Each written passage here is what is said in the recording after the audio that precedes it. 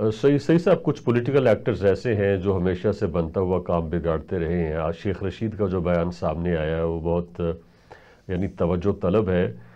उन्होंने ये कहा कि जी मुझे नहीं लगता कि मुज़ाकरात की जो बिल है ये मुंडे चढ़ेगी। यानी यानी ऐसा बयान देना कि अभी तक वो वाक़या हुआ ही नहीं है, उन्हें किस तरह से लग रहा है कि जी बिल मुंडे नहीं चढ़ेगी, एक बात। दूसरी बात यह कि जब शेख रशीद साहब से ये पीटीआई के मुतालिक सवाल किया जाता है तो वो कहता है कि जी मेरे पीटीआई से कोई ताल्लुक नहीं है, पीटीआई के लोगों से ये पूछें। खुद पीटीआई के मुतालिक बात करते रहते हैं।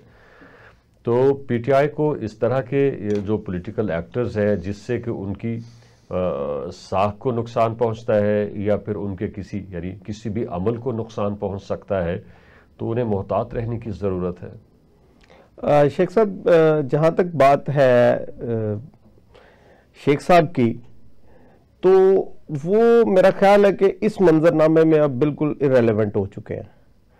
तो वो सिर्फ अपनी कुछ स्पेस बनाने के लिए शेख रशीद साहब ने इस तरह के बयान दिए हैं, हालांकि उनको खुद भी पता है कि अब जो काम उनसे जिन कुव्वतों ने लेना था वो बहुत लंबे अरसे तक वो काम सर अंजाम दे चुके हैं। अब उनकी जगह पर बहुत सारे नए प्लेयर आ चुके हैं जो अपना काम बखूबी कर रहे हैं।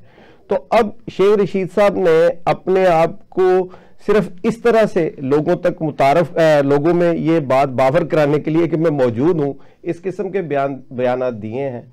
हाँ, अलबत्ता जिन लोगों की तरफ, जिन कुव्वतों की तरफ आपने इशारा किया है, वो इन्हीं दो पार्टीज, हुकूमत के अंदर और अपोजिशन के अंदर मौजूद हैं, जो जिनसे खदशा हो सकता है कि वो ऐसे तुम दो तेज बयान दें, जैसे ख्वाजा आसफ हो सकते हैं, जैसे जावेद लतीफ़ हो सकते हैं, और पीटीआई की तरफ से केपी की तरफ से हो सकते हैं लोग जो तसादम चाहते हैं और वो किसी तरह से नहीं चाहते कि ये बात हो, और जिनको सबसे ज़्यादा खदशा है, जो सबसे ज़्यादा कॉम्प्रोमाइज्ड है इस हुकूमत में, उनकी बात तो हो सकती है कि ये वो किसी तरह से इसको सैबोटाइज करने की कोशिश करें।